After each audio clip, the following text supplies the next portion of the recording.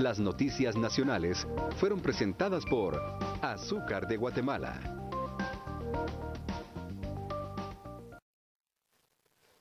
Vamos a comenzar esta noche con reducción presupuesto como nuestro hashtag de la noche. Nos dice Julio Velázquez, 100% de acuerdo.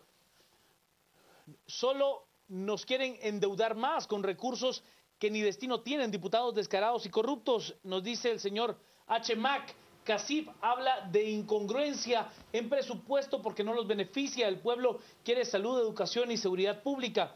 El doctor Hernández con reducción presupuesto. La discusión técnica y justa del presupuesto es la última oportunidad que tienen los diputados de hacer algo bueno. Y nos dice Auri del CID, reducción presupuesto. Reducción de personal en el gobierno, cierre de ministerios que son una carga, viáticos para reducción de presupuesto.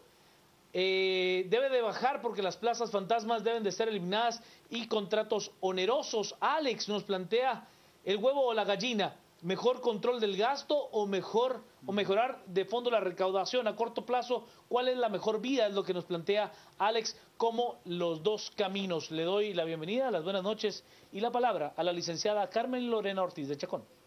Gracias, Juan Carlos. Mira, yo creo que como todo, ambos escenarios son complicados y hay razones para poder descartar uno y otro, o más bien aceptar Estaríamos hablando de una reducción, al menos de inicio, para tener un presupuesto equilibrado de 20.000 millones de quetzales. Así es. Hoy, por ejemplo, decía el viceministro de Finanzas que una reducción de 20.000 millones nos va a llevar a la paralización total del Estado. Ya estamos viendo una situación bastante crítica, bastante precaria a nivel nacional, ya lo está volviendo a resentir ahora nuestro sistema de salud.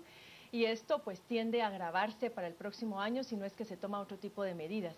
Creo que el hecho de decir reducción del gasto, bueno, tiene sus razones, como digo yo. Habría que ver hasta dónde este presupuesto va a ser analizado desde el punto de vista técnico y no político por los diputados de la Comisión de Finanzas, sobre todo porque esa comisión tiene que democratizarse. Ha sido una petición por parte de otros diputados y me parece que es lo más conveniente. Que sería llevarlo hasta los 25 integrantes. 21. Y eso me parece que es sano para que haya suficiente representatividad, sobre todo considerando el contexto y la situación tan crítica por la que estamos atravesando. Pero bueno, el asunto está en que no vamos a tener suficientes recursos, posiblemente ahorita ni para terminar el año. Eso lo conversábamos esta mañana con el ministro de Salud, acá a las 7 a.m., en lo que al sistema de salud se refiere, pero un escenario mucho más complicado de cara al 2016. Ahora, sobre la propuesta del CACIF, que es no aprobar la propuesta de presupuesto que fue presentada por Finanzas, sino quedarnos con lo mismo, también es un riesgo porque es dejar atado de manos al próximo gobierno con las actividades o el programa o el plan de gobierno que tenga en mente. Eso me hizo recordar a mí una vez en Haití, en las calles de Haití, andaba un señor, me llamó mucho la atención, vendiendo un par de zapatos. Solamente un par de zapatos. Y lo primero que yo pensé en ese momento fue decir, qué complicado encontrar a alguien que le guste ese par de zapatos, que necesite ese par de zapatos y que además le sienten ad hoc, ¿verdad?, al tamaño del pie. Eso es prácticamente lo que nos pasaría o le pasaría al próximo gobierno con el presupuesto que está, digamos que tendríamos que utilizar el mismo que se utilizó tanto este año que era el del año pasado. Eso les cierra mucho el margen de acción, pero además también abre la puerta para casos de corrupción y un manejo bastante arbitrario de los recursos, porque van a tener que ver de qué manera adecúan el dinero disponible a lo que ellos tengan programado. Para aquellas personas que se oponen a la aprobación del presupuesto, el mayor argumento es que son 20.000 millones de deuda. O sea, efectivamente son 20.000 millones de deuda en un año. Por lo tanto, habría que entender cómo poder producir esos 20.000 millones, que es un gran reto, enorme. Vámonos a las redes con reducción presupuesto. Marco nos dice el CACIF que pague los impuestos para el control del presupuesto está el Estado, es lo que dice Marco Jiménez. Mario nos plantea, CACIF tiene razón, el presupuesto actual puede funcionar si se cancelan programas clientelares que solo sirven para votos. Bueno, en este caso estaríamos hablando, creo yo, de los programas sociales a los que se refiere Edwin, que al menos en lo que yo he escuchado de las propuestas tanto de Sandra Torres como de Jimmy Morales, son parte de su plan de ejecución presupuestario. Mario, no quieren presupuesto alto, ahora que tienen que tributar cabal, así ya duele, es lo que dice Mario. Mario Monterroso, reducción de presupuesto que lo aprueben en relación a la realidad del país, que la comisión sea plural y no manejada por líder. Coca nos dice, si reducen, que eso golpee al Ministerio de la Defensa y al Congreso, órganos no funcionales, parásitos, es lo que dice Coca. El doctor Hernández nos plantea que la Comisión de Finanzas está en manos del hermano de Manuel Valdizón, nos expone a un estado quebrado. Y Mario, por favor, no hablen de cumplir objetivos del milenio cuando el país no goza ni de seguridad alimentaria, es lo que nos plantea Mario Álvarez. Tenemos bastantes mensajes. Licenciado Cristian Manolo Castillo. Carmen, muy buenas noches. Juan Carlos, un gusto siempre compartir con ustedes. Un saludo a todos los que nos acompañan desde su hogar. Este tema en particular merece mucho debate ciudadano. ¿Por qué? Porque el presupuesto es un instrumento de desarrollo, o debiera ser un instrumento para el desarrollo. El presupuesto del Estado debería ser un instrumento para el desarrollo. Sin embargo, las condiciones políticas lo amarran. Y entonces eso nos obliga a hacer un análisis de economía política del presupuesto. ¿Y por qué en esos términos?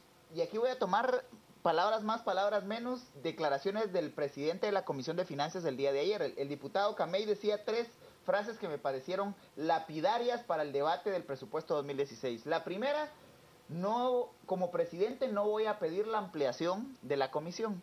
Ya bien refería Juan Carlos al inicio que la Comisión de Finanzas se integró bajo la alianza PP Líder.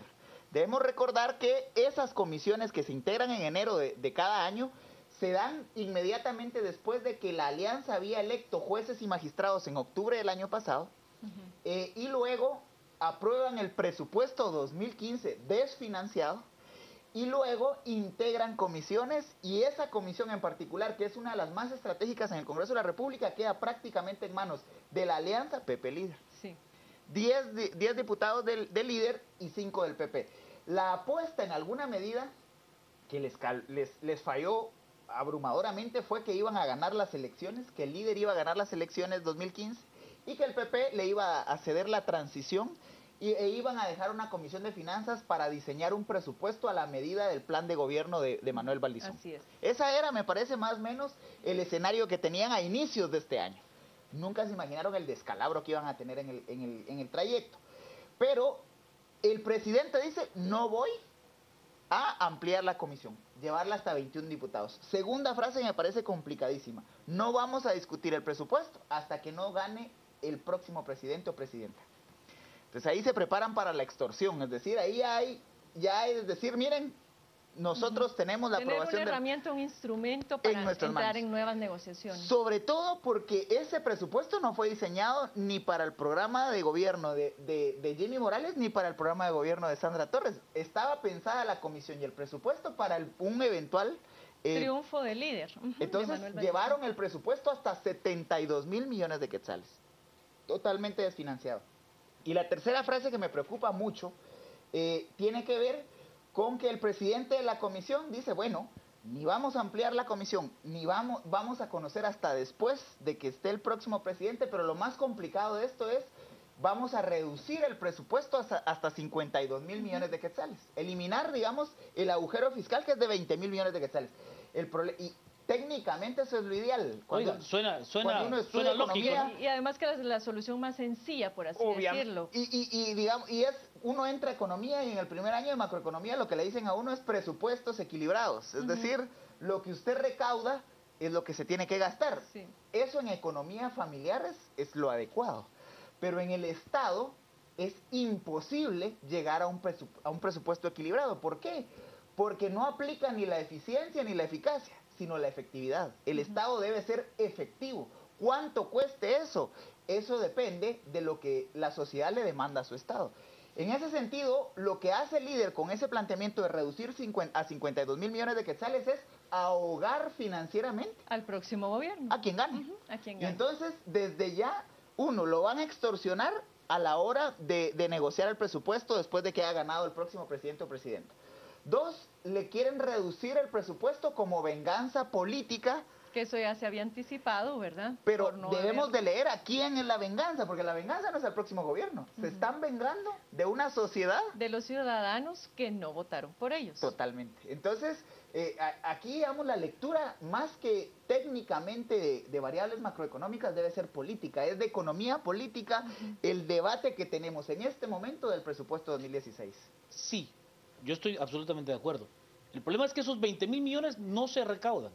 Desde luego. Y además, pedirle a la sociedad, al guatemalteco, a aquellos que pagamos impuestos de manera puntual, que paguemos más ante pruebas fehacientes de que el dinero se va en actos de corrupción, se va en estructuras como La Línea, se va en estructuras como Expisa, es realmente pedirle de más al ciudadano. Pero hay otro elemento agravante, Juan Carlos.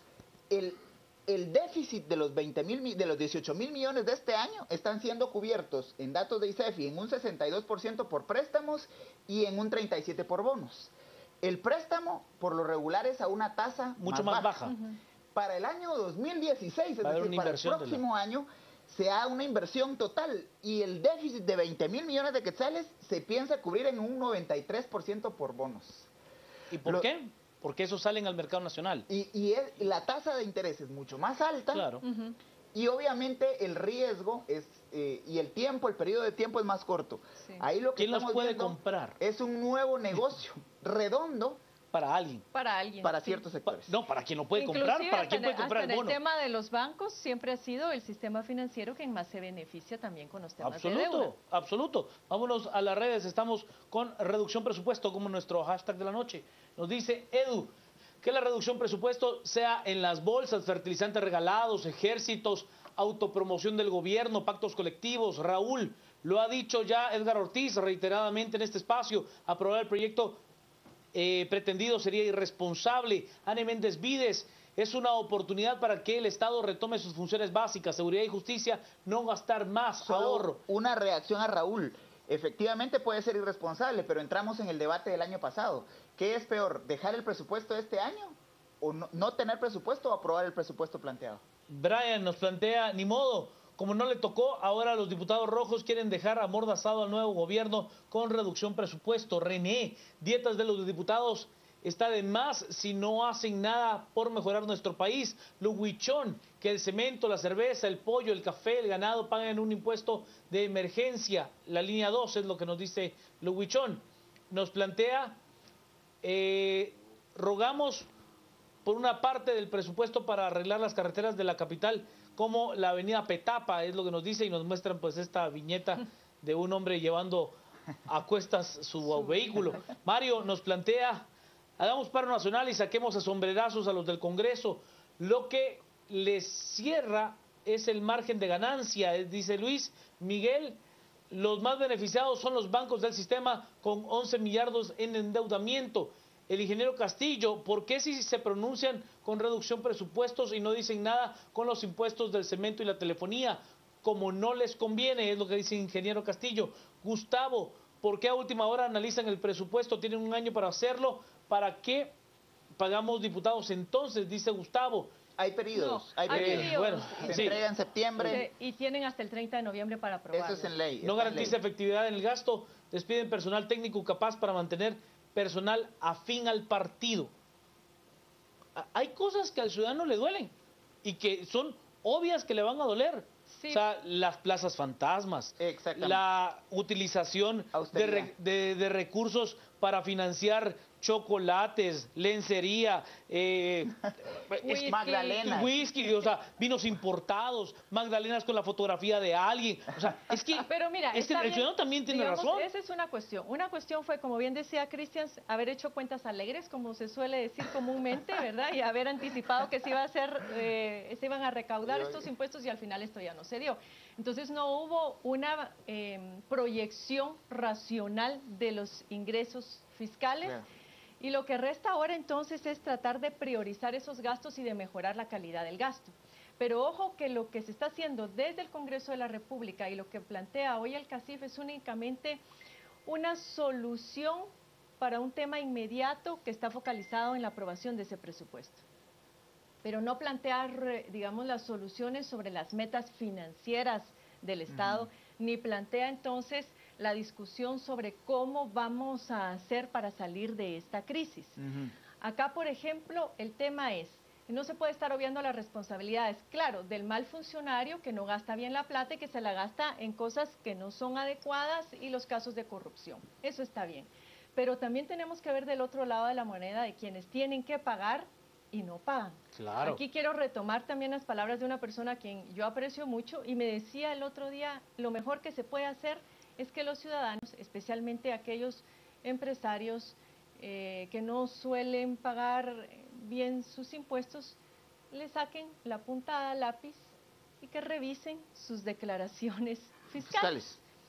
Eso, digamos, para empezar. El otro tema es los temas regularmente, y aquí los hemos tocado permanentemente, que son molestos, que son incómodos, que tienen que ver con los privilegios fiscales, con amnistías. Ya no más amnistías, con las exenciones, exoneraciones, elusión fiscal. Esos son los temas que hay que estar discutiendo actualmente y que no dependen únicamente del Congreso de la República. Yo creo que aquí hay responsabilidad de varios sectores y actores sociales y agentes económicos que tienen que entrar a trabajar sobre esas soluciones y no estar siempre en esa discusión de qué es primero, si el huevo o la gallina. Y lógicamente eso hasta pasa también por la generación de empleo, por tener una ley antimonopolio, porque se garantice la libre competitividad en el país. Pero es que, vea, licenciada, no hay soluciones mágicas, pero no podemos quedarnos ahorita solamente focalizados en la discusión. Sí, el presupuesto, el mismo presupuesto que tuvimos para este año, o aprobar la nueva propuesta presupuestaria. Es decir, en ambos escenarios estamos mal. Aquí la discusión tiene que ser, y es a la que los mismos candidatos están girando la vista para otro lado, es cuál es la propuesta realmente de solución que lleva un replanteamiento de esas metas financieras del Estado, que no sea, como siempre, hacer recaer la mayor carga en las clases medias. A ver, es que indudablemente hay guatemaltecos que requieren de la ayuda del resto del conglomerado social. Eso es indudable, pero también es indudable de que las cargas directas de los impuestos caen sobre solo un grupo. Y cuando usted hace modificaciones, esas cargas tributarias van a caer sobre el mismo grupo. La famosa frase trillada, ampliemos la carga tributaria, la vengo yo oyendo desde hace 25 años y no ha variado en nada. O sea, tiene que haber una solución mucho más de fondo, tiene que haber una solución mucho más integral. Es que la hay, la cuestión es la voluntad también de los actores para asumir su responsabilidad. Porque ese es el debate del pacto fiscal. ¿Sí? Es un debate que viene desde el 2000, porque desde el 2000 se reconoce y se está claro de que el Estado no puede seguir funcionando con deuda y que hay que hacer un pacto de sociedad para pagar el Estado que queremos. Es que la seguridad tiene un costo, la educación tiene un costo, la salud tiene un costo, las carreteras sin baches tienen un costo. ¿Quién va a pagar ese costo? Vamos a las redes y seguimos con el análisis. Estamos con reducción presupuesto, como nuestro hashtag de la noche. Nos dice Jorge, esos millones sí se recaudarían si realmente la SAT estuviera libre de pecado. Robin nos dice, el presupuesto debe de aprobarse en estos momentos, no podemos esperar elecciones para que los diputados hagan negocios. Ande Méndez Vides, es una oportunidad para que el Estado retome las funciones básicas, no podemos gastar lo que no se tiene, es lo que nos dice Anne. Nos dice Jorge, no hagan más pobre al pobre. Marcos, hablemos de un plan de austeridad, reducción de sueldos ostentosos en los tres poderes del Estado. Nos dice José Gaitán, bien dicho, el problema es que se ha convertido en un instrumento de corrupción. Elvis, la Comisión de Finanzas no contaba que Guatemala diría no te toca. Grisha nos plantea, es hora de sanear el gasto público, llegó la oportunidad de tapar las fugas. No necesitamos un presupuesto político. El doctor Zavala, la Comisión de Finanzas debe de cambiar por diputados sin tacha y compromiso político. El licenciado Adrián Zapata, analista de este espacio, no olvidar todo el trabajo de planificación en los departamentos. Improbarlo sería terrible, en todo caso que se modifique. El licenciado Zapata habla del trabajo de la planificación del Estado que se basa en ese presupuesto específicamente. Apoyemos que ICEFI asesora a la Comisión bajo condiciones que solicitan. Cayo nos dice, el partido del líder haría lo mismo si Valdizón estuviera todavía para la segunda vuelta. Seguramente no. Jorge nos dice, mientras cuestiones políticas estén envueltas en la aprobación del presupuesto, no vamos a llegar a nada. Estuardo, no más endeudamiento, aceptarlos sin optimizar el gasto solo postergaría una paralización más crítica del Estado. Quetzalumán nos plantea: no hay problema con reducción presupuesto si se audita exhaustivamente dependencias del Estado y eliminan plazas fantasmas. Maripaz: mejor que se bajen el sueldo ellos y lo donen para programas sociales y salud, reducción de impuestos. Vamos mal, no alcanzará. Nos dice Jorge: solo el torbellino a favor y en contra del presupuesto es guiado por poderes fácticos y no por el beneficio social. Mira, no se trata únicamente de bajarse los salarios en la administración pública. Yo creo que eso nos tiene que llevar a hacer un inventario, y ojalá eso se hiciera prontamente, inventario de necesidades de país, de cómo esas necesidades están canalizadas por las instituciones que realmente necesitamos, porque el Estado ha ido creciendo en términos de administración pública de una manera sumamente desordenada. Deje desordenada. Clientelar. Esa utilización del Estado como una agencia de empleos para ya poder no albergar a la mayor cantidad de seguidores u operadores políticos. Es que ya no se puede. Entonces hay que hacer un inventario para ver realmente qué instituciones, de cuáles realmente podemos prescindir, cuáles realmente necesitamos, y hacer un inventario de todos los recursos humanos que tenemos en ello. Y eso, según me decían, no debería de demorar mucho tiempo. Es decir, esa política de optimización de los recursos públicos tiene necesariamente que pasar por eso. Y claro, al hacer ese inventario se va a tener nuevamente a la vista cuáles son los honorarios o los salarios, los escalafones que existen desde el gobierno, y ver si se puede continuar. Yo ahí quisiera de pronto discrepar. En primer lugar, porque la función pública es tan exigente y demandante como la administración de una empresa exitosa. O sea, es decir, ¿por qué tenemos que pagarle menos a un ministro que a un administrador general de una empresa? No se resuelve el tema. El tema no pasa por sueldos y salarios. Yo creo que pasa por eliminar plazas fantasma, que son N cantidad, por reducir concretamente a las plazas necesarias, porque a uno lo ha visto en los últimos años, en donde una función pública que antes cumplía una persona, ahora la cumplen 4 o 5, y no necesariamente capacitadas para cumplir la función pública. El otro elemento, aquí la cosa es dar muestras de voluntad política, eliminar gastos de gasolina, eliminar gastos de teléfonos celulares, eliminar, por ejemplo, el tema de viáticos, sobre todo cuando son al exterior. Posibilidades de reducción ahí. Eso pasa por voluntad política, pero eso le toca al próximo gobierno. No debe ser este Congreso el que le tiene que decir al próximo gobierno: usted tiene que reducir en A, B, C y D, porque la otra preocupación es hacia dónde se está yendo el presupuesto. Nuevamente, en datos del ICEFI, digamos, las asignaciones o los crecimientos mayores para el año entrante tienen que ver con deuda. El crecimiento mayor, que alcanza casi un 35% respecto de este año, es deuda. Es decir, nos estamos preocupando en pagar la deuda que estamos adquiriendo, y vamos a contratar deuda para pagar deuda. Es decir, lo que llevó a la quiebra argentina. Para no quedar mal ante los organismos internacionales y que nos sigan prestando y no perjudicar también nuestras calificaciones de riesgo. No, pero dejen las calificaciones de riesgo. Las calificaciones de riesgo es un dato técnico. Lo que vamos a poner en riesgo es el Estado en su conjunto. Claro, y cuando nos veamos los ciudadanos en esas reducciones, que no van a ser si queremos o no queremos, o sea, esas reducciones del presupuesto que van a ser obligatorias ante la necesidad de tener que pagar eso. Es una espiral interminable. Cuando usted tiene políticos irresponsables y les da una chequera abierta, lo único que va a tener es un agujero que traga recursos de manera interminable. Pero ahí la pregunta es nuevamente, en segundo lugar en crecimiento respecto de este año, es el Ministerio de Economía. Y nuevamente en datos de ICEFI, cuando vamos a ver por qué el crecimiento en el Mineco, aparece que el Programa Nacional de Competitividad tiene asignados 29 millones para servicios de diagnóstico y proyectos para mejorar inversión y competitividad. 29 millones para diagnosticar cómo podemos crecer. Pero además queremos diagnosticar, 30 años de diagnóstico para entender por qué la inversión extranjera no viene al país, pero ¿y la inversión nacional? 30 años de estar. ¿Y los capitales nacionales dónde están? ¿Están en alguna Islas Caimán o están en Estados Unidos? ¿Por qué no el mismo empresario exitoso guatemalteco invierte en Guatemala? Sino que queremos utilizar 29 millones de quetzales para diagnosticar cómo atraer inversión extranjera directa. Vámonos directamente a las redes, porque estamos con reducción presupuesto como nuestro hashtag. Nos dicen, Comisión de Finanzas ¿Qué aportan para rebajar el presupuesto y hacerlo viable con menor cantidad? Jorge, ingresos si hay que cobren bien es el problema, nos dice Alejandro Morales. No es ni eficaz ni eficiente, no obedece al Plan Nacional con visión a largo plazo y el aval de Segeplan es lo que nos dice eso Alejandro. Es efectividad, eso es lo que plantea Alejandro, es efectividad. Sí. ¿No será que Valdizón quiere incursionar en el sistema bancario luego del endeudamiento?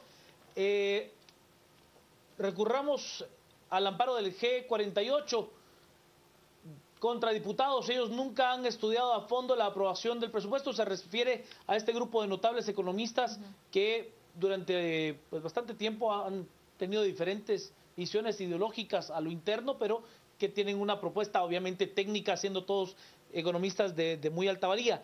Palabra clave, austeridad, nos dice Javier. Tiene que analizarse a dos bandas, recaudación y control del gasto. Eric, pregunto a la licenciada, ¿un incremento en la recaudación tributaria es sinónimo de un gasto público eficiente? No necesariamente. No necesariamente.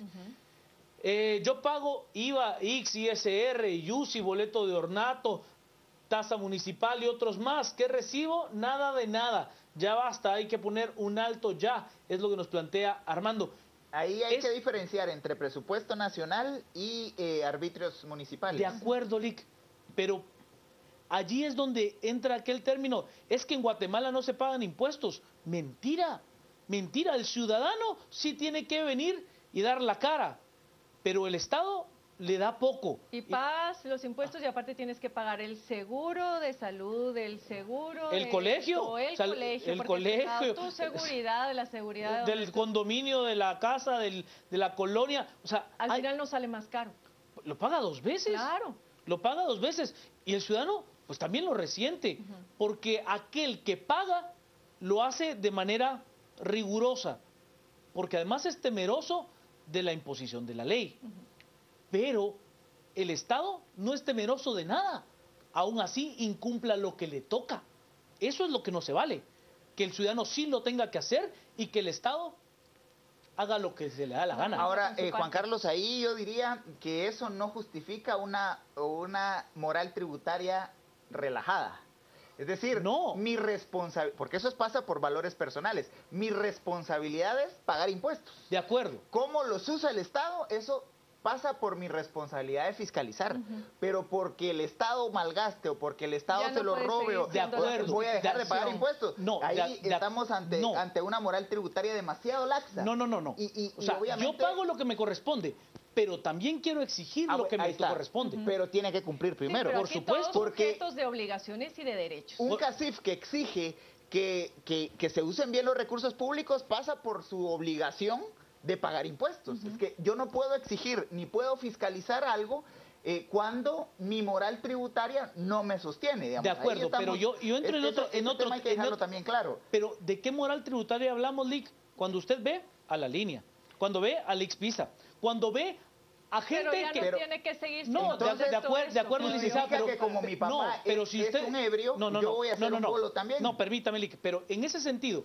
si yo vengo y tengo la moral de decir, mire, mis impuestos al día, ¿sí? Pago ISR, pago impuesto al valor agregado, pago todos mis impuestos de tasas municipales, pero no recibo nada. También tengo derecho de protestar, también tengo derecho de quejarme y también tengo derecho a oponerme a que me pongan más impuestos. Totalmente. Porque yo sí lo estoy pagando. Pero no a no pagar, pero no a no pagar. De acuerdo. Eso no se levantar el tema de cómo hacer, cómo llevar a cabo esta discusión. Yo creo que aquí hay actores importantes como el G40 que ha planteado varias modificaciones y varias propuestas en términos de la reforma fiscal que necesita el país. De acuerdo. Lo que pasa es que ya, lógicamente, cuando entra al Congreso, eso queda completamente desvirtuado. En este periodo gubernamental, reforma fiscal, un fracaso. No, claro. Miren, hay otro actor del cual casi no se habla, pero es sumamente importante también considerar, y es el Consejo Económico y Social. El CES, yo creo, el CES fue irrelevante durante la crisis actual.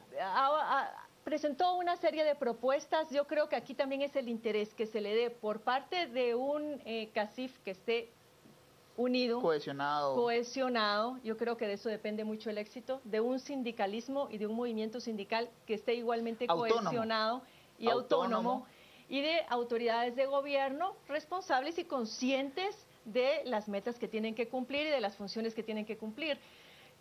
no es diciendo es que como eso no funciona lo vamos a obviar. El asunto está en que esa figura está allí, que me parece que sería mucho mejor fortalecer la institucionalidad del CES, porque eso nos lleva ya a un diálogo permanente, a un diálogo social entre actores estratégicos que permiten ahí sí plantear no solamente los temas presupuestarios, sino muchas propuestas de política pública de beneficio para el país. Ese es el punto.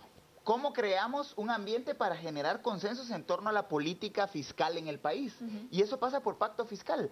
Si el sector empresarial organizado dicen, momento, ya no sigamos con el ritmo de endeudamiento, que planteen la solución. Y eso se da en un pacto, en un pacto fiscal. ¿Por qué? Porque decimos de dónde vamos a sacar los recursos y priorizamos en dónde lo vamos a gastar. Pero tiene que pasar por un proceso de consenso. ¿Lo debió de haber hecho el CES? Totalmente de acuerdo. El CES era el espacio idóneo, el espacio calificado para hacerlo.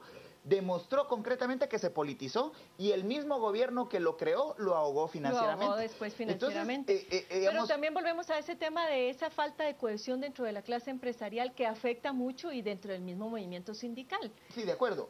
El tema es cuando nos sentamos a hablar de ese tema, pero no para parchar cada año el presupuesto, sino para encontrar una solución de raíz. Es que el tema no pasa ni por reforma tributaria, es que ahí está el tema.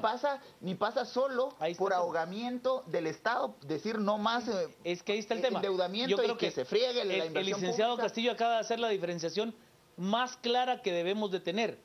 No es lo mismo el término un pacto fiscal que una reforma tributaria. Totalmente. No es lo mismo. O sea, el problema es que nos han vendido las reformas tributarias y la modificación de tasas impositivas como que fuera un pacto de verdad social, consensuado, que tiene realmente basamentos técnicos. Por eso fracasó el Partido Patriota. Claro. Ese fue el fracaso del Partido Patriota, porque lo único que hizo fue reformar tributos.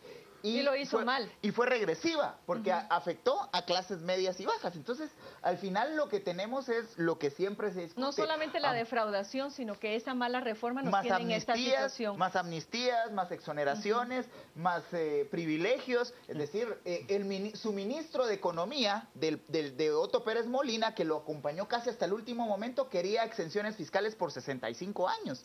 En una ley de promoción de la inversión y no sé qué más cosas. Y salarios mínimos diferenciados, además porque siempre se sigue viendo la competitividad únicamente desde el punto de vista de sacrificar al trabajador cuando no es la única vía. Pero es beneficiar a un sector y seguir ahogando al Estado y las funciones públicas del Estado. Y por eso el tema de los indicadores del milenio es tan importante, porque nuevamente cuando vemos el presupuesto del año entrante, lo que más se sacrifica es inversión social.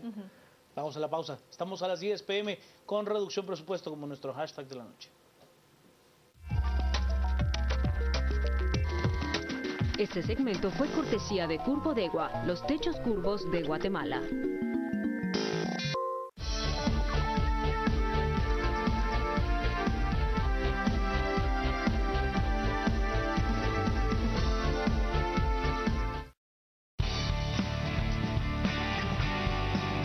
Estamos presentando. Cerrarlo. Rápidamente hay que separar la función pública de la lógica privada. Para una empresa obviamente no puede operar con pérdidas, porque la lógica de la empresa es el lucro.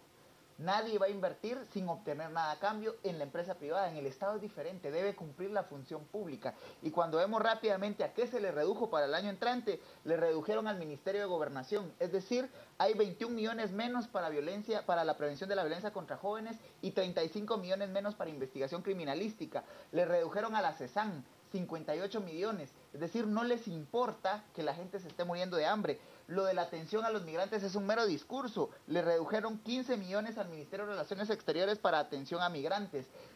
Ahí es en donde vemos realmente las prioridades políticas. Y lo que yo llamo no es a imponer mi visión sobre la visión de otro tipo de economistas, con otra formación y con otras visiones. Mi llamado es a que nos sentemos y dialoguemos cuál es la política fiscal que necesita Guatemala. Eso es pacto fiscal, no reforma tributaria. Licenciado Ortiz. Bueno, yo quisiera decir que para que haya prioridades tiene que haber un plan. Y aquí todavía a veces seguimos pensando muy desde la óptica nacional, pensando que nuestros gobiernos van a tener un gran margen de acción por sí mismos sin tomar en cuenta el contexto internacional. Vean, yo creo que aquí sí es necesario y preocupa que no se haya tomado en cuenta también lo de los objetivos del milenio, que aunque para muchos digan que eso es de risa, que el país no tiene que focalizarse en eso, yo creo que esos objetivos nos guían como país. Reprobamos la tarea con los primeros objetivos que terminaron en 2015, ahora ya vamos con cierto retraso. Sí creo que debemos agarrarlos como un norte. Tanto esa agenda de cooperación internacional tiene que ser la guía para un plan nacional, que para algunos es el CATUM, otros lo desconocen como un plan nacional, y para un programa de gobierno, y ver en qué medida estos tres instrumentos pueden tener algún tipo de coincidencia, pueden estar amarrados, pueden estar vinculados, pero es imposible que se pueda tener prioridades sin que haya un plan. Y un tema fundamental aquí es también el tema del censo.